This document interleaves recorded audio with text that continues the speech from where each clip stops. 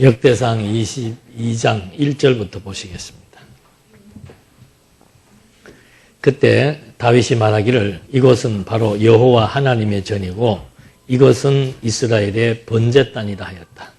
다윗이 명령하여 이스라엘 땅에 있는 거류민들을 모으게 하고 석공을 시켜 하나님의 전을 건축할 돌들을 다듬게 하였으며 다윗이 또 대문의 문짝에 쓸 목과 꺽쇠를 만들 철을 넉넉하게 준비하고 놋도 무게를 달 수 없을 만큼 많이 준비하였다. 또 그가 백향목을 셀 수 없이 많이 준비하였으니 이는 시돈 사람과 두로 사람이 백향목을 다윗에게 많이 운반해 왔기 때문이다. 다윗이 말하기를 내 아들 솔로몬은 어리고 연약하지만 여호와를 위하여 건축할 전은 매우 웅장하여 온 세상에 명성과 영광을 나타내야 하므로 이제 내가 그 일을 위하여 준비하겠다 하고 죽기 전에 많은 준비를 하였다. 이제 다윗 왕조를 하나님께서 계승한다 그랬습니다. 왕조 계승인데 이 왕조 계승이 이미 아브라함 때부터 하나님이 언약하신 일입니다. 그래서 그 언약에 기초해서 이제 다윗 왕조를 세웠고 세운 그 다윗 왕조의 치적입니다. 다윗 왕조를 하나님께서 세웠고 그 왕조의 치적 사항들을 지금 우리가 하나하나 확인해 봅니다. 그래서 다윗 왕의 그 치적 가운데서 대적을 진멸합니다. 첫 번째가 대적 진멸, 두 번째가 다윗의 실수입니다. 그리고 세 번째가 뭐예요? 오늘 하는 게 성전 건축 준비를 하는 겁니다. 자, 우린 지난 시간에 이제 다윗의 실수를 봤죠? 다윗의 실수를 이 맥락적으로 이해를 하면 어떤 의미가 있다고 생각이 되십니까? 하나님께서 전쟁에 승리하게 하고, 그러니까 다윗으로 하여금 전쟁에 승리했으면 그냥 여호와의 힘으로 승리했다는 것으로 찬송하면 끝날 텐데, 이제 이 실수는 범죄예요. 백성들의 수를 계수했다라고 하는 것은 이건 뭐 종교적인 범죄입니다. 왜 종교적인 범죄인가? 하나님의 능력을 무시하고 하나님의 능력이 전적으로 안 믿어지니까 사람을 의지하려고 하는 거죠. 사람을 의지하기 위해서 이 전쟁이 백성들의 수노름이 숫자 노름이기 때문에 백성들의 숫자를 세어보는 그런 다윗이 범죄가 주어졌죠. 그런 다음에 하나님께서 지금 뭐 하는 거예요? 성전 건축을 준비하신다. 이거 항상 하나님은 어떤 사건을 일으킬 때 그냥 앞뒤 맥락 없이 일으키는 것이 아니고 반드시 그 의미가 부여된다 그랬습니다. 그래서 다윗으로 하여금 역사적인 의미는 어디에 있는가? 다윗이 범죄하고 나니까 이제 하나님 앞에 뭘 깨닫습니까? 인간의 능으로 하는 것이 아니다. 그리고 하나님이 해 나가신다는 사실에 대한 확증을 갖게 됩니다. 그러니까 이제 그 다음에 할 수 있는 일이 뭐예요? 준비예요. 이게 무슨 의미가 있는가? 만약에 다윗이 전쟁에 승리했는데 하나님이 다윗으로 하여금 성전을 건축하지 못하고 너는 성전을 건축할 준비만 하라 그러면은 기분이 좋겠어요? 나쁘겠어요? 그 별로 유쾌하지 않습니다. 나 지금 성전 건축할 능력 얼마든지 있단 말이에요. 예? 뭐 자재도 그렇고 뭐 그 주변 나라들로부터의 위상도 그렇고 다윗의 말 한마디면은 뭐 온 국가 주변 국가들이 다 힘을 모아서 이스라엘의 그 성전을 건축하는데 합력할 수 있다는 거죠. 근데 하나님은 다윗에게 허락한 것이 아니고 누구에게? 솔로몬에게. 그 별로 유쾌한 일 아닙니다. 아들이라도. 그래서 하나님께서 그래서 다윗이 이런 범죄를 통해서 이미 하나님이 하신다. 하나님의 능력으로 하나님이 언약을 이루신다라고 하는 대명제에 대한 확인이 떨어져야 나는 시편에 뭐라고 나와 있어? 이거 관련된 시가 어떤 게 있습니까? 뭐 150편 된 데서 하나 묻는 게 잘못이죠. 150편 시편 가운데서 이런 맥락과 같은 맥락에서의 시를 다윗이 지은 게 있습니다. 하나님 아버지, 나는 욕하면 바로 여기서 수업 끝내겠습니다. 예, 누가 대답하실 분 없어요? 그건 솔로몬이 진 겁니다. 예. 예. 크고 기이한 일을 뭐 하지 아니하며 꿈꾸지 아니하며. 다윗에게 크고 기이한 일은 뭐예요? 성전 건축하는 거예요.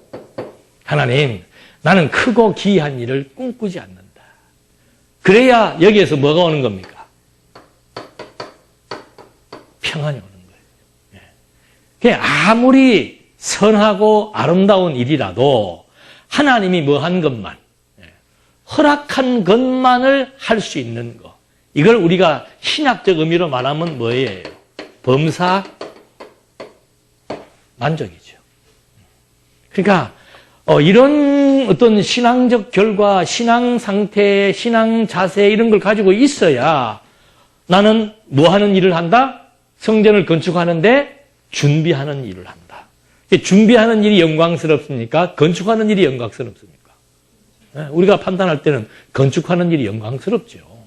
그러나 하나님의 관점에서 볼 때는 건축이나 준비나 이것이 다 누구의 일이기 때문에 하나님의 일이에요. 하나님의 일. 그래서 하나님의 일을 하는 사람들은 반드시 하나님 앞에서 누구를 위하여? 하나님의 영광을 위하여 한다라고 하는 기본적인 이 신앙적 자세가 없으면은 금방 시험에 들게 됩니다. 왜? 자꾸 사람들과의 우리가 일을 실제로 할 때는 사람들 관계 속에서 일을 하거든요. 그러나 이 사람들 관계 속에서 일을 하지만 그 일의 중심은 어디에 있는 겁니까? 하나님 앞에 있는 거예요. 아무리 크고 광대한 일, 아무리 보잘것없는 일이라도 이 준비하는 일은 건축하는 일보다 보잘것없습니다. 그러나 아무리 보잘것없고 또는 아무리 광대한 일을 한다 하더라도 이것이 첫째는 누구의 일이다? 하나님의 일이에요. 하나님의 일이기 때문에 하나님 앞에서 하나님의 영광을 위해서 한다라고 하는 기본적인 자세. 이게 없으면은 일하는 거에 대해서 별 재미도 없고 해도 그만 안 해도 그만이고. 제가 아침에 가만히 그런 생각을 하니까 그런 생각이 들더라고요. 우리가 다 부르심을 입은 자들이잖아요. 그죠? 부르심을 입은 자들이다. 운동선수들이 지금 제일 괴로운 게 뭔가 하면은 이미 어느 팀으로 또는 국가대표로 부르심을 입었는데 그 속에서 뭐가 안 될 때 감독이 시합을 안 내보내주는 거예요. 그게 운동선수들에게는 가장 긴장되고 초조하고 스트레스 받는 일이죠. 우리나라 유명한 축구선수가 영국에 그 굉장한 프로리그에 갔단 말이에요. 시합을 못 나가요, 시합을. 2년 동안 시합을 한 번도 못 나가고 벤치에만 앉아있단 말입니다. 그게 얼마나 안타까운 일이겠습니까? 우리도 마찬가지로 우리가 살면서 일이라고 하는 것은 뭔가? 지금 하나님이 나를 불러서 어떤 일에 의미 있고 가치로운 시합에 나가도록 나를 선수로 지금 뭐 한 거예요? 써주는 거예요. 의미 있는 시합에 나를 선수로 써준다라고 하는 거. 그래서 거기에서 하나님의 일은 그런 맥락 속에서 일을 해야만 수고하고 희생하고 헌신하고 봉사하면서도 나를 이렇게 써주심에 대한 만족과 감사가 넘치게 된다라고 하는 사실. 그래서 이 하나님의 일이라고 하는 것에 대한 가치, 누구의 일도 아닙니다. 나의 일도 아니고 너의 일도 아니고 우리의 일이 아니에요. 이 일은 바로 누구의 일입니까? 하나님의 일이고 하나님의 영광을 위한 일이다. 내년도 우리 남전도 여전도의 회원들은 오늘 인사를 하셨는데 그거 잊어버리지 말고 일하셔야 돼요. 여전도회가 보잘것이 없다. 남전도회가 보잘것이 없다. 그건 우리 생각이죠. 준비하는 것보다는 건축하는 것이 훨씬 영광스럽다. 그건 우리의 생각입니다. 하나님이 오늘 우리에게 맡겨주신 일이 있습니다. 그게 하나님의 일이기 때문에 하나님의 영광을 위한 일이기 때문에 그 일이 내게 소중하고 그래서 그 일을 함으로써 더욱더 하나님과의 관계가 돈독해진다라고 하는 것. 이것이 하나님의 집에서 봉사하는 자들의 가장 기본적인 자세입니다. 그래서 이런 맥락 속에서 지금 이제 하나하나 성전 건축을 준비시켜 나가기 위한 하나님의 숨은 의도, 이게 그래서 굉장히 이 다윗의 실수라고 하는 것은 다윗의 실수가 없었다면은 이런 찬송이 나올 수가 없지요. 다윗의 그 범죄 실수 때문에 여호와여 나는 크고 기이한 일을 꿈꾸지 않습니다. 그저 나는 어린아이가 엄마 품에서 젖을 먹고 푹 잠이 드는 것처럼 나는 그런 삶으로 만족하랍니다. 그래서 바울은 먹을 것과 입을 것이 있은즉 뭐한 줄로 알아? 족한 줄로 알라. 이것이 이제 하나님이 성전 건축을 준비시켜 나가기 위한 다윗의 신앙 자세를 다듬어 나가는 그런 역사적인 맥락 속에서의 배경을 우리가 확인을 해보는 겁니다. 그러니까 다윗이 저런 실수로 말미암아 이제 하나님 앞에 인간의 존재가 무엇이고 하나님이 어떤 분이신 것을 깨닫고 나서는 이제 온 백성들로 하여금 찬송을 드리고 제사를 드렸습니다. 그리고 이제 22절에 그때 다윗이 말하기를 이것은 바로 여호와의 전이고 이것은 이스라엘의 번제 땅이다. 지금 다윗이 서 있는 그곳을 말하는 겁니다.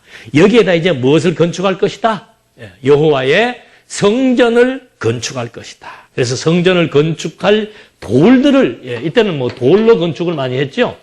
돌들을 미리미리 다 석공들을 시켜서 준비하게 하고 백향명 나무를 또 수도 없이 많이 준비하게 했다 이 말입니다. 이게 돌과 나무를 준비하게 했다는 거죠. 그러니까 이런 과정이 있으니까 준비하게 된 것만해도 뭐가 나와요? 감사한 마음이 나오죠. 준비할 수 있는 일에 나를 써주신 것만 가지고도 감사한 마음이 든다는 거예요. 그래서 다윗이 이런 맥락 속에서 이제 정말 불평불만 없이 정말 편안하고 아름다운 마음으로 준비를 하면서 5절 다윗이 이제 아들에게 말합니다. 다윗이 말하기를 내 아들 솔로몬은 어리고 연약하지만 여호와를 위하여 건축할 저는 매우 웅장하여 온 세상의 명성과 영광을 나타내야 하므로 이제 내가 그 일을 위하여 준비하겠다 하고 죽기 전에 많은 준비를 하였다. 그러니까 아들이 능력이 있으면 좀 본인이 준비를 드려도 괜찮은데 아들이 약하고 나이도 어리고 이건 뭐 전혀 성전 건축을 할 만한 제목이 못 된다는 거죠. 그래서 아버지가 하나님으로부터 부여받은 사명이지요. 일이지요. 그게 바로 솔로몬이 성전을 건축할 수 있도록 왜? 하나님의 전은 매우 웅장하고 온 세상의 명성과 영광을 나타내야 되는 그런 하나님의 영광스러운 성전이기 때문에 나는 이제 아들이 약하고 어림으로 그 목표, 그 목적, 그 용도를 위해서 다시 말하면은 하나님의 영광을 위해서 하나님의 성전 건축을 위한 준비하는 일을 내가 기꺼이 하겠다. 언제? 죽기 전에. 그래서 다윗이 죽기 전에 한 일은 뭔가? 하나님의 성전 건축을 위해서 많은 준비를 했다는 거죠. 그래서 하나님의 일은 뭐 나이와 또는 숫자와 상관이 없다는 말, 다른 맥락 속에서 그런 말은 많이 합니다만은, 이번에 장안교에서도 그 세계 선교의 그 강론을 제가 한번 들어봤더니, 그분도, 그 장로님인데, 거의 평생 자기 일 하면서도 세계 선교에 주력을 해오셨고, 그래서 요즘은 직장 그만두고 하신 분들은 실제로 저 동남아시아 지역 또는 중국, 저 북쪽으로 해서 나가서 선교하시는 분들이 많이 계세요. 그분들은 왜 그러는가? 그게 자기 죽기 전에 할 일이라고 생각을 하는 거죠. 선교라고 하는 것이 꼭 말씀을 전하는 것도 선교입니다만은 내가 가지고 있는 재능이 있습니다. 어떤 사람은 미용 기술이 있으니까 나가서 미용해주고, 이발해주고, 또 치료해주고, 이 침도 여러분들이 지금 이렇게 배우지만 나중에 이거 어떻게 써먹을지 몰라요. 그거 지금 시작은 가정 식구들을 치료하는 걸로 시작을 했지만 하나님이 쓰실 때는 어떻게? 우리 생각지도 못하는 일에 쓰실 수도 있다는 거죠. 이왕이면 그런 꿈을 가지고 하면 더 좋지요. 내 몸, 내 식구 이것만 생각하지 말고 이번 기회에 내가 잘 배워가지고 이양지사 하나님이 혹시라도 나를 선교지에 파송하신다면은 의료 선교라고 하는 건 굉장히 중요한 거예요. 제가 지금 면허도 없이 돌팔이가 이렇게 지금 얘기해도 되는지 모르겠는데, 제가 돈 안 받고 가르치는 거는 괜찮아요. 그래서 나가면은 엄청나게 많은 사람들하고 금방 접근할 수 있습니다. 언어가 통하지 않아도 벌써 아픈 거는 다 알아요. 그거 낫게 해주면 최고죠, 최고.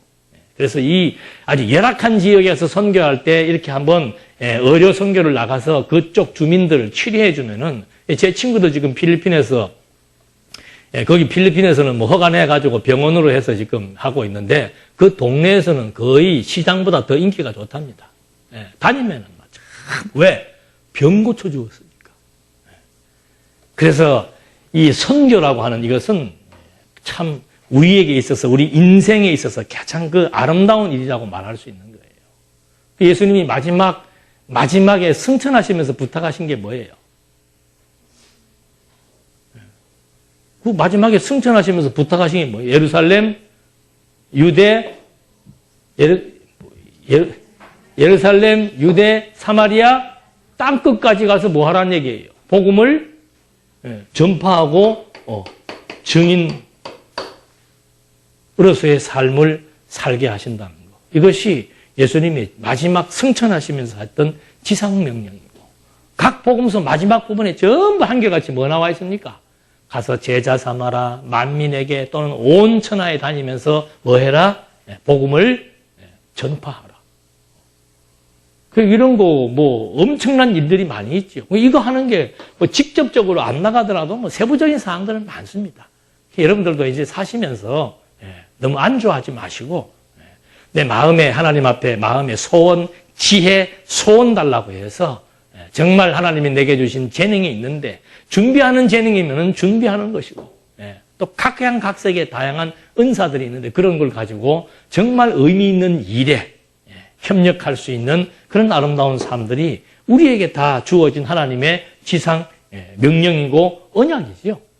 그런 걸 우리는 쉽게 생각을 하는 거예요. 성경 해석하면서 어디다 주력을 하는가 하면은, 증인 뭐 하리라? 되리라. 이 되리라는 뭐 미래 의지 완료형으로서 되게 하신다. 하나님이 하게 하신다. 이런 해석에만 머물러 버리는 거예요. 그 해석이 잘못된 해석은 아니죠. 인간이 한다가 아니고 하나님이 한다. 근데 뭐가 빠진 거예요? 인간이 한다가 아니고 하나님이 한다가 맞습니까? 틀립니까? 근데 뭐가 빠졌어요, 하나? 목적이 빠진 거예요. 무엇을? 이걸 약화시켜버리는 거지. 우리가 지금 성경 해석하면서 자꾸 문제가 되는 게 뭔가 하면은 자꾸 주어 동사만 강조를 해버리는 거예요. 주어 동사만 강조를 해버리고 목적어가 빠져버리니까 그다음부터는 성경 해석하고 공부하고 나면은 머리에 남는 거는 뭐만 남아요? 그게 틀렸다는 얘기를 하는 게 아니에요. 그 어떤 말을 할 때는 주어가 있고 동사가 있으면은 주어 동사를 가지고 무엇을 말하려고 하는지를 캐치해야 되잖아요. 그 목적어가 빠져버리는 거예요. 그러니까 말씀 듣고 나면 많은 사람들이 하는 일이 뭔가, 이거 뭘 해야 될지 모르겠다, 이거죠. 뭘 해야 될지. 그렇게 얘기하면 또 여러분 뭐라고 답변하십니까? 무엇을 해야 될지 모르겠다고 묻는 사람이 뭐라고 얘기해요? 주어 동사만 얘기하잖아요. 하나님이 어떻게? 그럼 뭘 해야 될지를 몰라. 선교를 왜 해야 되는지, 봉사를 왜 해야 되는지, 정말 진리를 위해서 어떤 일을 왜 해야 되는지, 그런 거는 다 그냥 지워버리고 중간 과정은 다 없애버리고 주어와 동사만 가지고 신앙생활을 하니까 그게 한도에는 괜찮아요. 근데 점점점 시간이 지나갈수록 자꾸 이렇게 신앙이 퇴보하게 되고 퇴락하게 되고 실제로 그런 신앙생활 자체가 즐거움을 상실해버리는 거죠. 그래서 이런 맥락들 하나하나 잘 이해를 하면서 점검하는 것이 참 중요하리라고 보여집니다. 다윗의 마지막 생애는 뭔가? 아들을 위한 것이 아니고 뭐예요? 이 집이 하나님의 명성과 영광을 나타내야 되는 그런 집이기 때문에 다윗은 그 집을 위하여, 하나님의 영광을 위하여 죽기 전에 많은 준비를 했다고 얘기하고 있습니다. 다윗이 그 아들 솔로몬에게 이제 성전 건축할 것을 부탁하는 거죠. 준비해놓고 건축을 부탁하는 거예요. 아무 준비도 안 하고 다윗이 아들에게 하나님이 너를 통해서 성전 건축하게 할 것이니까 너 성전 건축해라 이러고 한 것이 아니고 각자에게 주어진 몫이 다 있죠. 자기 할 일 철저하게 해나가면서 그 다음에 준비하고 아들에게 말하는 것이 6절부터의 내용입니다. 무슨 얘기를 하는가? 다윗이 그 아들 솔로몬을 불러 여호와 이스라엘의 하나님을 위하여 전을 건축할 것을 부탁하며, 유언이죠. 아들아, 너는 여호와의 성전을 건축해야 된다. 7절 솔로몬에게 말했다. 내 아들아, 내가 여호와 내 하나님의 이름을 위하여 전을 건축할 마음이 있었으나, 과정을 설명합니다. 여호와의 말씀이 내게 임하여 이르시기를 내가 피를 많이 흘리고 큰 전쟁을 치렀다. 내가 내 앞에서 땅에 많은 피를 흘렸으니 내 이름을 위하여 전을 건축하지 마라. 하나님의 뜻이에요. 하고 안 하는 거. 다윗으로 하여금 건축하지 못하게 했습니다. 보아라, 한 아들이 내게서 태어날 것이니 그는 평안의 사람이 될 것이다. 내가 그로 사방 모든 대적들로부터 평안을 누리게 하겠다. 그의 이름을 솔로몬이라 하여라. 여러분, 추측컨대 솔로몬이라는 이름의 뜻은 뭐겠습니까? 평화하다. 이름도 다 의미 있게 짓는 거죠. 내가 그의 생전의 평화와 안정을 이스라엘에게 주겠다. 왜 이스라엘에게 주겠다는 겁니까? 왜 솔로몬의 시대에 평화와 안전을 주겠다는 거예요? 왜 성전을 건축하게 하겠어요? 그러니까 하나님의 섭리의 목적은 솔로몬에게 주어진 평화와 안정 자체가 아닙니다. 하나님의 일이에요. 하나님의 일. 하나님의 일, 하나님의 목적이 있다는 거죠. 그걸 위해서 솔로몬에게 뭘 주겠다? 평안을 주겠다. 그러면서 그가 내 이름을 위하여 전을 건축할 것이니 그는 나의 아들이 되고 나는 그의 아버지가 될 것이다. 이거는 뭐 다윗이 아버지가 아니고 누가 아버지가 된다는 겁니까? 하나님이 아버지가 되고 하나님이 아들이 된다. 솔로몬은 하나님의 아들이 된다. 내가 그의 나라의 왕위를 이스라엘 위에 영원히 굳게 세워주겠다라고 하셨다. 그러니까 솔로몬으로 하여금 성전을 건축하라, 이것이 한마디로 끝나는 게 아닙니다. 성전 건축 하나님이 하시니까 솔로몬은 하나님이 시키는 대라, 이렇게 어떤 명제만 던진 게 아니에요. 성전을 건축해야 될, 솔로몬이 성전을 건축해야 될 이유가 어디에 있는가? 첫째, 아버지 다윗은 건축할 수 있는 여건은 되지만 무엇이 안 된다? 조건이 맞지 않는다. 그 조건이 바로 뭔가? 너무 전쟁에서 피를 많이 흘렸다. 피 묻은 손으로 선한 하나님의 거룩한 성전을 짓는 것은 이치에 합당하지 않다. 그래서 아들 너에게 성전을 건축하게 할 것인데, 첫째는 성전을 건축할 수 있는 뭘 만들어줘야 됩니까? 여건을 조성해 줘야 되죠. 그게 뭐예요? 평안과 안정이죠. 평화와 안정. 전쟁이 일어나고 있는데 무슨 성전을 건축할 수 있습니까? 백성들이 밥을 못 먹고 고통받고 있는데 어떻게 성전을 건축할 수 있어요? 그래서 솔로몬 시대에 완전히 나라가 안정감을 찾게 되고 주변 나라들로부터 도전이나 응전도 없고 아주 그냥 전쟁을 치르면 승리하게, 전쟁을 앞에서 다 치러버렸어요, 다윗 때.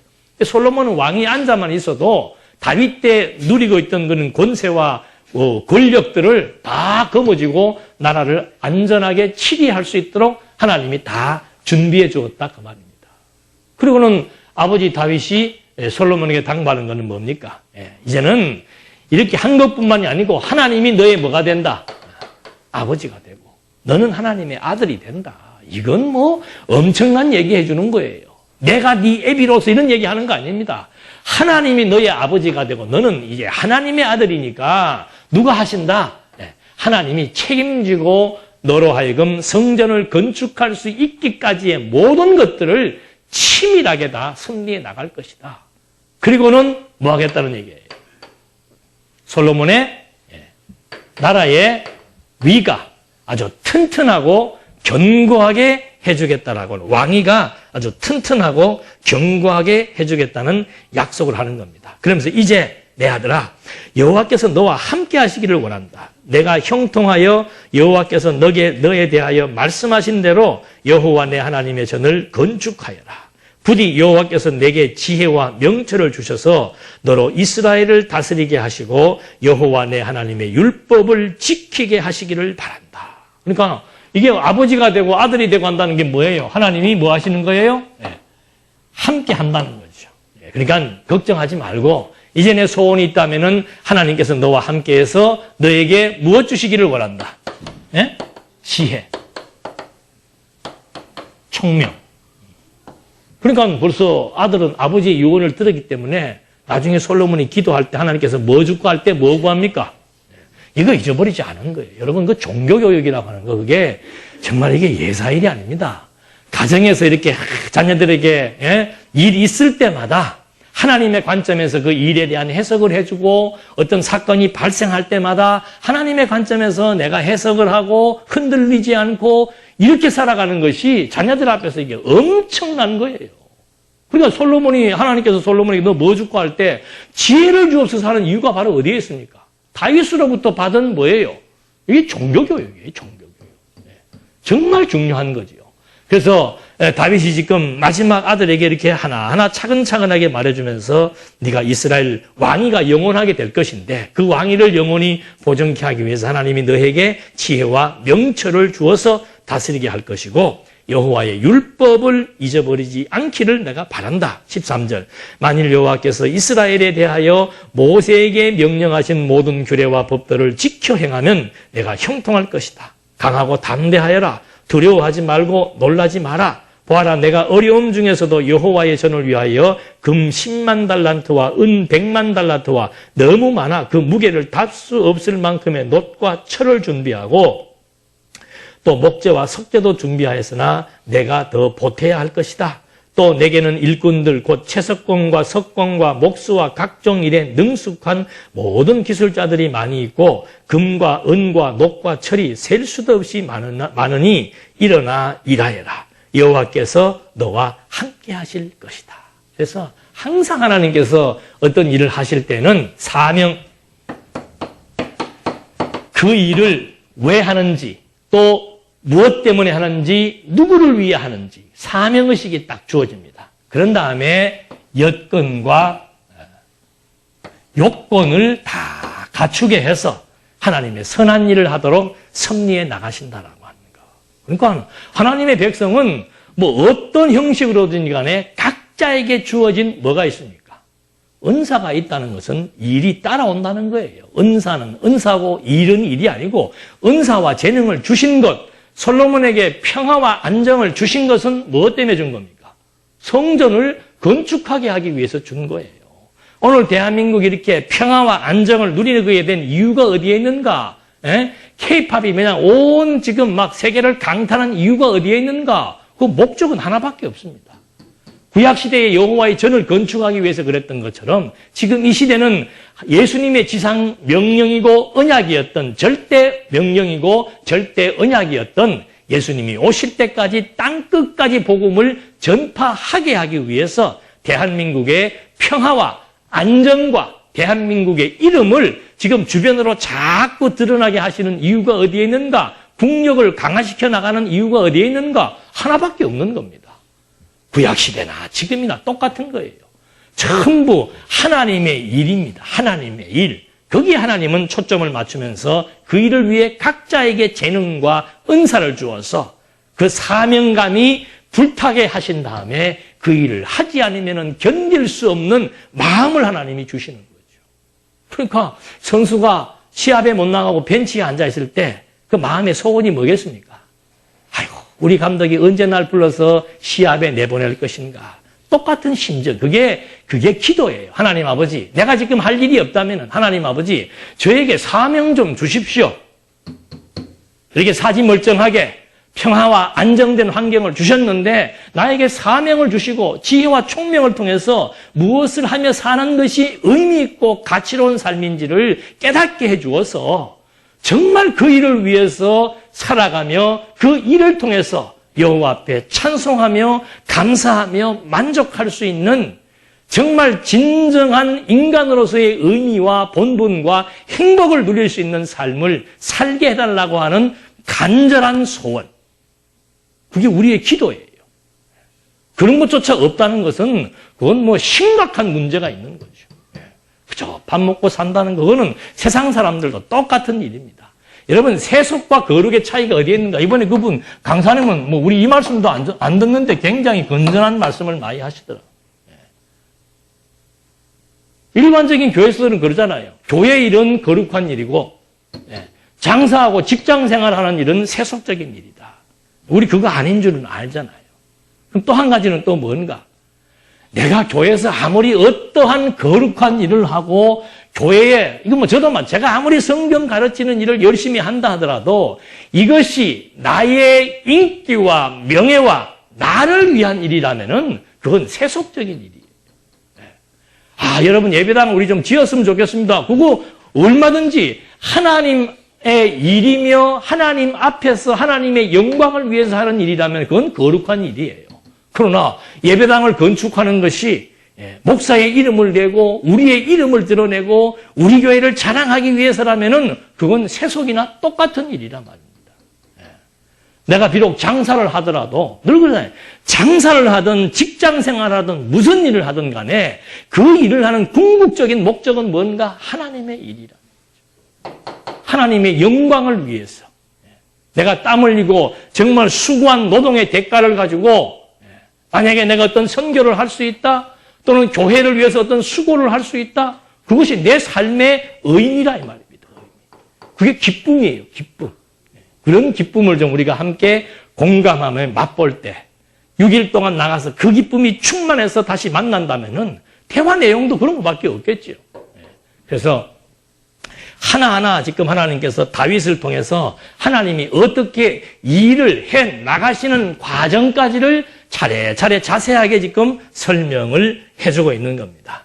그래서 이렇게 지금 다윗도 여유가 있어서 하는 것은 아니고 어려움 중이지만은 그것이 하나님의 일이기 때문에 다윗을 통해서 준비하시는 것이 하나님의 일이기 때문에 다윗은 그 준비하는 일에 가치를 두고 그런 일을 했으니까 솔로몬 너도 하다 보면은 부족한 것이 있을 것이다. 그러나 부족한 것이 있을지라도 이것이 하나님의 영광된 일이라고 하는 사실을 깨닫고 그것을 위해서 수고한다는 이것이 네 인생의 의미, 네가 살아야 되는 존재 이유라고 지금 다윗은 솔로몬에게 얘기를 해줍니다. 그러면서 다윗이 방백들에게 성전을 건축하는데 협력을 부탁하는 겁니다. 그러니까 다윗이 그것으로 끝나는 것이 아니고 그 다음에는 성전 건축을 위해서 주변 사람들에게 어떻게 하는 거예요? 협력을 촉구하는 거예요. 이것 전체가 다 뭐예요? 하나님이 하신다는 거예요. 하나님이 하셔야지 하지의 그 갈로 안에는 이게 지금 다 들어가 있다는 말이에요. 하나님이 철저하게 이런 과정들을 통해서 하나님의 일을 해 나가신다는 거예요. 하나님이 일 안 하시는, 하나님이 지금 창조로부터 종말 때까지 하나님은 계속 뭐 하십니까? 일하신다고 그러잖아요. 하나님의 일은 쉼이 없습니다. 창조 때부터 종말이 이르기까지 지속적으로 하나님은 일하시는데 그 일을 어떻게 우리들을 통해서 하게 하시는가? 이런 과정을 통해서 사명과 여건과 요건들을 갖추어서 하나님께서 하나하나 일하게 하신다는 것. 그래서 다윗이 또 17절 이스라엘의 모든 지휘관들에게 그의 아들 솔로몬을 도우라고 명령하기를 여호와 너희 하나님께서 너희와 함께 계시지 않느냐? 주께서 사방에서 너희에게 평안을 주시지 않았느냐? 여호와께서 이 땅의 주민들을 내 손에 붙여서 이 땅으로 여호와와 그분의 백성 앞에 복종하게 하셨다. 너희는 마음과 목숨을 바쳐서 여호와 너희 하나님을 구하고 일어나 여호와 하나님의 성소를 건축하며 여호와의 언약궤와 하나님의 거룩한 기구들을 가져와서 여호와의 이름을 위하여 건축한 전에 들여놓아라. 지금 솔로몬이 방백들에게 뭘 촉구한 겁니까? 솔로몬을 도우라 이 말입니다. 근데 솔로몬을 도우는 일이 무슨 일이었어요? 솔로몬이 하는 일이 뭐예요? 성전을 건축하는 일이니까 솔로몬을 돕는 일이 봐서 무슨 일이다? 하나님의 일이라고 얘기하는 거예요. 그래서 우리는 각자가 교회는 뭔가 머리 대신 그리스도의 뜻과 일치, 이게 이제 오후 시간에 하겠습니다만은 통일되게 하신 교회는 뭔가 교회의 성질은 통일성입니다. 하나님께서 뜻이 하늘에서 이루어진 것처럼 하나님의 뜻을 이 땅 위에 일치시켜 나가는 거죠. 그리고 그의 능력으로 말미암아 충만하게 섭리해 나가신다라고 하는 거예요. 그게 지금 하나님이 우리를 때를 따라 부르셔서 각자에게 주어진 은사, 그 재능을 가지고 전부 누구를 위하여? 그리스도 하나님의 영광을 위하여 우리를 부르시고 영광을 위하여 일하게 하시고 영광을 위하여 찬양하게 하시는 하나님의 섭리 역사. 이것이 우리 삶의 의미입니다. 삶의 의미를 여기에서 찾지 않으면은 그냥 누구든지 세속화될 수밖에 없는 거예요. 세속화되면은 기복으로 빠지고 본능대로 살 수밖에 없는 것이고, 내가 살아야 되는 이유가 어디에 있는가? 그 하나만 잊어버리지 않고 하나하나 생각을 하게 되면은 하나님이 왜 우리에게 평화와 안정을 주었는가? 하나님께서 왜 나를 불러서 당신의 아들이라고 말씀해 주셨고 영원한 친백성이라고 말씀해 주시며 함께 한다고 말씀해 주었는가? 하나님이 왜 우리를 그리스도의 지체로 삼으셔서 그리스도와 같은 그런 지체로서의 아름다운 삶을 살게 하셨는가? 하나님이 우리에게 왜 이 진리의 말씀을 통해서 지혜와 총명을 주셨는가? 하나님이 왜 우리에게 재능을 주어서 하나님의 일에 협력하게 해 주었는가? 이 모든 것은 바로 하나님의 일이며 하나님의 영광을 위하여 살게 하시는 하나님의 프로그램이다 이 말이죠. 거기에 지금 우리가 부름을 받아서 쓰임을 받고 있다는 이것은 감격하지 않을 수가 없는 겁니다. 어떤 일을 하든지 간에 그 일 속에서 하나님의 이 살아야 되는 이유와 존재의 의미가 부여된다면은 우리는 살만 나는 거죠. 무슨 일을 해도 살만 나는 거예요. 그래서 지금 하나하나 하나님이 솔로몬으로 하여금 성전을 건축하게 하시는데, 하나님이 성전을 건축하시는데 어떤 과정을 통해서 섭리해 나가시는지를 아주 면밀하게 우리에게 말씀을 해줍니다. 그렇게 성전 건축을 준비시켜 놓고서는 그 다음에 하시는 일이 뭔가 하면 이제 왕국을 재정비하는 겁니다. 네 번째지. 왕국을 재정비하는 겁니다. 왕국이 정비되어야 나라의 위가 견고해지는 거죠. 대통령 바뀌면 제일 먼저 내각부터 다 정리하는 것과 똑같습니다. 그래서 하나님께서 성전을 건축하게 하기 위해서 이제 다윗 이후에 대한 언약을 성취하는 겁니다. 다윗의 지금의 삶은 뭔가? 성전 건축을 준비하기 위한 삶이에요. 그래서 다윗이 지금 이제 그 다음에 왕국을 재정비하는 것은 무엇 때문에 그러는가? 다윗 이후에 대한 다윗까지의 언약이 있고 다윗 이후로부터 주어지는 하나님의 언약이 있다고 그랬습니다. 그 언약을 성취하게 하기 위해서 하나하나 여건과 요건을 조성해 나가시는 섭리 역사. 그건 다른 말로 하면은 다윗 아들 솔로몬으로 하여금 성전을 건축하게 하기 위해서 모든 필요한 자재를 준비하고 나라의 위를 견고하게 하고 나라가 평화와 안정을 얻게 하기 위해서 왕국을 재정비하게 하시는 하나님의 섭리 역사. 그 왕국 재정비의 첫 번째가 뭔가? 레위 자손을 정비하는 겁니다. 왕국을 재정비하는데 첫 번째 레위 자손을 재정비하는 이유는 뭐예요? 레위 자손이 하는 일이 뭐예요? 제사잖아요. 제사가 왜 중요합니까? 하나님과 이스라엘 백성과의 관계를 잊어버리지 않고 기억나게 해주는 거예요. 그러니까 제사 드릴 때마다 우리가 왜 하나님 앞에 제사를 드려야 되는가? 무엇이기 때문에? 하나님의 아들이기 때문에, 언약 백성이기 때문에. 이 언약 백성이 하나님 앞에 죄를 지었는데 그 죄를 하나님은 우리를 당신의 친백성으로 삼았기 때문에, 당신의 아들들로 삼았기 때문에 우리의 어떠한 죄도 용서해 주신다라고 하는 하나님과 이스라엘 백성들 간의 관계를 유지시켜 나간다는 것. 그래서 이스라엘 백성들이 세속화되지 않고 어떻게 해요? 거룩하게 살아가게 하기 위한 하나님의 섭리의 의도. 거룩이라고 하는 것은 인간과 하나님의 관계를 올바로 설정하는 것이 거룩입니다. 인간과 하나님의 자리매김을 정확히 하고 하나님과 내가 어떤 관계로 지금 엮여져 있는지를 정확히 인지를 하고 내가 살아야 되는 이유가 바로 그래서 하나님의 영광을 위해 살아야 된다라고 하는 사실을 깨닫게 되는 이것이 나라를 재정비하고 성전 건축을 준비하기 위한 첫 번째 요인으로 지금 하나님께서 다윗으로 말미암아 섭리를 해나가시는 거죠. 그래서 23장 1절 한번 볼까요? 다윗이 늙고 나이 많아 그의 아들 솔로몬을 이스라엘 왕으로 삼았다. 다윗이 이스라엘의 모든 지휘관과 제사장과 레위 사람을 모으고 30세 이상 된 레위 사람의 수를 세니 남자의 수가 모두 3만 8천 명이었다. 그 중에서 2만 4천 명은 여호와의 성전 일을 맡은 자이고 6천 명은 광론과 재판관이며 4천 명은 문지키고 4천 명은 다윗이 찬양하기 위하여 만든 악기로 여호와를 찬양하는 자들이었다. 다윗이 레위 자손을 게르손과 그핫과 므라리의 반열로 나누었다. 그러니까 레위 자손이 하는 구체적인 일이 나와 있죠. 그 구체적인 일은 뭡니까? 첫 번째가 성전을 맡은 일이요. 성전의 일이라고 하는 것은 결국 제사와 관련된 일이고, 그 다음에 레위 지파 사람들이 재판관도 되고 또는 행정관도 되는 겁니다. 그것뿐만이 아니고 또 뭘 합니까? 찬송을 하는 거. 그러니까 이스라엘 백성 이 레위 지파는 아주 중요한 일을 합니다. 성전에서 하나님과의 관계 회복을 위한 제사의 일을 할 뿐만이 아니고 백성들을 재판하는 일을 하고, 그 다음에 행정을 담당하게 하고, 그리고 마지막에 하는 게 뭐예요?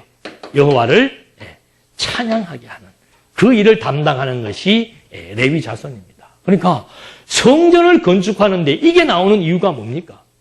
성전을 건축하는데 이게 나오는 이유가 뭐예요? 이 과정이 철저하게 주어져야 이스라엘 백성들이 무엇을 잊어버리지 않습니까? 네? 성전을 건축해야 되는 이유와 목적을 잊어버리지 않는다 이 말입니다.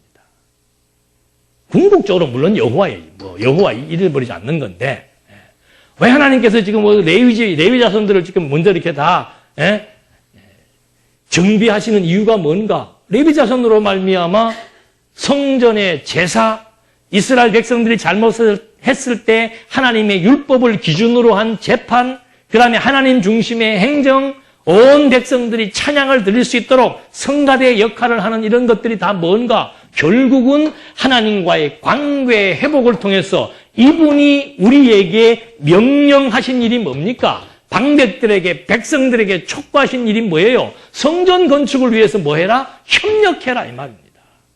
근데 이걸 잊어버리면은, 이 하나님과의 관계를 잊어버리면은, 야, 우리는 무슨 뭐 때문에 누구 좋으라고 성전 건축하냐? 솔로몬 잘 먹고 잘 살게 하려고 우리가 지금 성전 건축하냐? 우리 먹고 살기도 바쁜데 완전히 국민들의 어떤 정신세계가 분열이 일어날 수도 있고 그 일에 대한 응집력이 떨어질 수가 있는 거죠. 그래서 지금 제일 첫 번째 성전 건축을 위한 준비로서 왕국을 재정비시키는 이유는 뭔가? 하나님의 성전을 건축하는 그 일에 참여할 때 이유를 알고 의미를 알고 그래서 기쁨으로 그 하나님의 영광을 위해서 일할 수 있게 하시는 하나님의 의도, 이것이 이런 맥락 속에서 지금 주어져 있다는 거죠. 그래서 다윗은 나이 많아 늙었지만 이제 솔로몬을 아들로 세워서 솔로몬을 중심으로 이 성전을 건축할 수 있는 여러 가지 많은 부분들을 지금 하나하나 전개해 나가게 하기 위해서 다윗이 살아있을 때 레위 지파를 지금 하나하나 정비해 나가는 겁니다. 그러면서 레위의 아들 게르손과 그핫과 므라리 자손의 명단들을 소개하면서 임무를 말하고 있습니다. 그러니까 레위 아들들의 임무는 뭔가 하면은 전부 다른 거 없습니다. 여기 지금 쭉 읽으면은 게르산 자손, 그핫 자손, 므라리 자손 해가지고 게르손 자손은 성막의 덮개와 모든 기구들, 그핫 자손들은 내부에 있는 증거계, 진설병산, 등대, 금단, 그 다음에 므라리 자손들은 장막의 널반, 기둥, 말뚝, 운반, 처리, 다 레위 지파 사람들이 그 족속들마다 하는 일들이 다 업무가 분담되어 있지요. 다 똑같은 일 하는 거 아니에요. 다 업무가 분담되어 있단 말입니다. 그렇게 해서 각자의 일들을 잘할 수 있도록 임무, 이것이 바로 민수기서에 대한 언약의 성취죠. 민수기서에 레위 지파 사람들이 해야 될 일들을 아주 자세하게 열거하고 있습니다. 그 다음에 레위 사람들이 아론의 자손을 수종해야 할 임무가 또 나와 있습니다. 그것이 25절로부터 32절 말씀에 나와 있는데, 먼저 23절, 24절 한번 보시겠습니다. 무시의 아들들은 마홀리와 에델과 예레못 3명이었다. 이들은 그 가문별로 수를 세워 이름이 기록된 레위 자손으로서 여호와의 전에서 섬기는 일을 하는 20세 이상 된 우두머리들이었다. 하나님께서 다 이름 지명해가지고 하나님 일을 하도록 섭리해 나가셨고, 그 다음에 이제 25절로부터는 아론의 자손을 수종해야 될 임무가 있는 거죠. 각자의 임무가 다 있는데 25절 보시겠습니다. 다윗이 말하기를 여호와 이스라엘의 하나님께서 자기 백성에게 평안을 주시고 예루살렘에 영원히 계실 것이므로 레위 사람이 다시는 성막과 그 가운데서 쓰는 모든 기구를 맬 일이 없을 것이라고 하였다. 다윗의 유언대로 20세 이상 된 레위 자손의 수를 세었으니 하면서 쭉 열거가 되는 거죠. 그래서 25절로부터 32절까지의 말씀에서는 이제 레위 자손들이 해야 될 일, 그리고 임무 변경되는 내용을 소개하고 있습니다. 그러니까 과거에는 어떻게 했습니까? 반드시 이렇게 운반조들이 있었죠. 운반조. 그래서 우리가 잘 아는 대로 그 우사가 언약궤를 운반하다가 그걸 만져서 죽는다 그랬잖아요. 그런데 이제는 운반할 일이 있습니까? 없습니까? 왜요? 네, 이걸 다 이제 했기 때문에. 성전이 죄송합니다.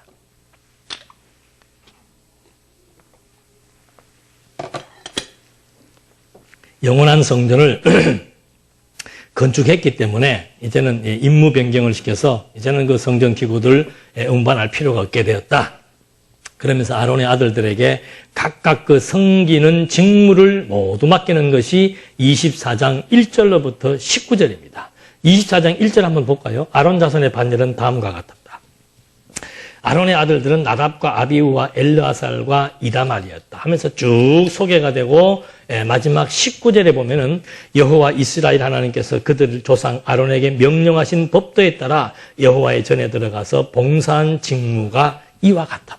그러니까 아론의 아들들이 하는 일들도 다 제각각입니다. 그래서 그 맡은 바 일들을 자세하게 지금 하나하나 다 설명해 주고 있는 거죠. 그러니까 이 제사 직무라고 하는 것은 레위 자손과 아론 지파의 이 제사 직무라고 하는 것은 굉장히 중요한 거라 그랬습니다. 왜? 여호와의 관계를 지금 상기시켜주고 여호와와 우리의 관계를 통해서 하나님이 어떤 분이신 줄 알고 하나님의 영광을 위해 사는 것이 우리의 본분이라는 것을 잊지 않게 해주는 하나의 용도를 가지고 있기 때문에 이렇게 중요합니다. 그래서 섬기는 직무들을 이제 하나하나 다 열거해주고 그들을 이제 제비를 뽑아서 정하도록 그렇게 섭리해 나가고 있는 것을 확인해 볼 수 있습니다. 그러니까 뭐 구약 때나 지금이나 똑같아요. 하는 것은.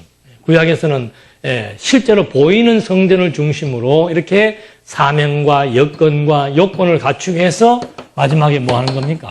투표해가지고 하나님의 일의 적임자임을 선출했던 것과 마찬가지로 오늘날도 똑같아요. 정말 제일 중요한 게 사명이라 그랬죠. 사명. 사명은 뭐 기도하면서 복 받고 뭐 이러는 게 아니에요. 하나님의 뜻을 알아야 되는 거예요. 하나님의 뜻을. 하나님의 살아계심과 하나님의 뜻을 알고 하나님이 무엇 때문에 일하시는지를 알아야만 거기에 가치로운 내가 하나님 살아계시는 걸 알고 그분이 가장 존재의 근원이며 그분이 영광의 본체라고 하는 사실을 알아야만 그분의 일이 가치로운 줄 알게 되지요. 그분을 위하여 산다는 것이 가치로운 줄 알게 되는 거예요. 거기에서 사명의식이 주어진다 이 말입니다. 그런 맥락 속에서 성경을 공부해야만 사명의식이 주어진다는 말을 하는 겁니다. 물론 이 사명의식이라는 게 성경의 깊이를 많이 알면 또 많이 알수록 좋지만 그 수준 따라 또 사명의식이 다 주어집니다. 이론에만 머무는 사람은 뭐 많이 알면 뭐예요? 알아봐야 뭐 할 일이 없는 걸. 그러나 얕아도 제대로 그 의미를 깨닫고 사는 사람들은 우리 뭐 언약 성취사, 구속사 이거 대비하면서 구속사 신앙하는 사람들 욕할 것도 없어요. 얼마나 그분 나름대로의 수준에서 열심히 일평생을 30년 동안 40년 동안 막 오지에 나가서 그게 무슨 영광과 이름 낼 게 뭐 있습니까? 그냥 자기들이 그 일에 대한 사명의식을 깨닫고 그 일을 하니까 즐겁고 기뻐서 그렇게 살아가는 성도들 많습니다. 또 그렇게 살아가는 목회자들도 많이 있고. 그러니까 그 사람들의 그 수준 따라서 정말 같이 하나님의 일을 위하여 영광을 위하여 실제로 살아가는 삶이 의미 있고 가치로운 것이지 일은 안 하고 하나님 안다는 것만 해가지고는 이건 행함이 없는 믿음은 죽은 믿음이나 마찬가지란 말입니다. 그래서 정말 인식한다라고 하는 것, 하나님의 존재를 알고 가치를 안다라고 하는 것은 바로 그 수준만큼의 우리의 내면, 가치관, 인생관의 변화에 의해서 내가 정말 무엇을 위하여 어떻게 살 것인 것을 곰곰이 하나님의 지혜를 통해서 깨닫고 그것이 내 삶의 목표로 설정되어 살아갈 수 있는 이런 멋있는 삶들은 기독교인들만이 누릴 수 있는 행복의 절정이라 그 말이죠. 그러니까 뭐 수도 없이 그런 얘기 저도 많이 들었어요. 보면. 예? 오제 나가서 봉사하는 사람들이 얼마나 힘들어 보입니까? 그런데 그거 왜 합니까? 그러면 행복하대요. 그런 오제에 가서 나를 필요로 하는 사람들에게 내가 필요 조건이 된다는 것 자체가 행복하더라 이 말입니다. 뭐 그 사람들 뭐 그렇게 떼부자도 아니에요. 네. 대단한 뭐 학벌을 가지고 있는 사람들도 아니고 평범한 사람들인데 보통 사람들이 볼 때는 평범한 일처럼 보이지만은 거기에 하나님이라고 하는 주체가 개입이 되고 하나님의 영광이라고 하는 의미가 부여될 때는 평범한 그 일도 아니 똑같이 필리핀에 가서 어술 활동을 해도 그냥 돈만 벌고 사는 사람도 어술 활동하는 사람이지만 또 어떤 사람들은 뭐 먹고 살아야 되니까 돈도 벌고 또 일부는 그 주민들 가난한 사람들을 위해서 자기의 재능을 가지고 봉사할 때 그분들이 같이 즐거워하고 치료되는 것 보면서 같이 기뻐하는 거 아니에요? 왜 그런 기쁨들을 못 누리고 사냐 이거죠. 얼마든지 우리도 엄청난 기쁨을 누릴 수가 있는데 우리는 자칫하면 그 기쁨이라는 것이 여기 나와 앉아가지고 말씀 들을 때 아니면 집에서 답답하니까 동영상이나 테이프 들을 때 누리는 그 잠깐의 기쁨 그것이 진정한 기쁨으로 안다 이 말이에요. 우리는 이론만 가지고 사는 게 아니에요. 성경 진리는 이론과 실제가 그대로 병합되어 있습니다. 깨달아 감동하고 느끼는 거예요. 네? 깨달아 감동하며 느끼며 실제로 의지가 뭡니까? 실제로 행동하는 거란 말입니다. 이것이 우리의 신앙생활입니다. 얼마나 의미 있는 일인지. 오늘 현장에서 할 수 있는 일도 엄청나게 많고 또 여기를 벗어나서 밖에서 할 수 있는 일도 엄청나게 많고 뭐 그건 뭐 찾으려면 한도 끝도 없죠. 그래서 다윗이 레위 자손들에게 이런 직무를 맡기는 내용들을 하나님께서 하나하나 설명해서 깨닫게 해주는 겁니다. 그러면서 레위 자손들 중에서 남은 자들에 대한 아들들의 명단이 20절, 31절에 소개되고 있습니다. 그래서 24장 31절 한번 보시겠습니다. 이들도 역시 그들의 형제 아론 자손처럼 다윗 왕과 사독과 아히멜렉과 제사장과 레위 우두머리 앞에서 제비를 뽑았는데 마디의 가문이든지 막내의 가문이든지 어떻게 해요? 공평하게 뽑혔다. 그러니까 제비라고 하는 거, 이 투표라고 하는 것은 이건 하나님의 작정이에요. 작정. 무엇이 되고 안 되고 하나님의 작정입니다.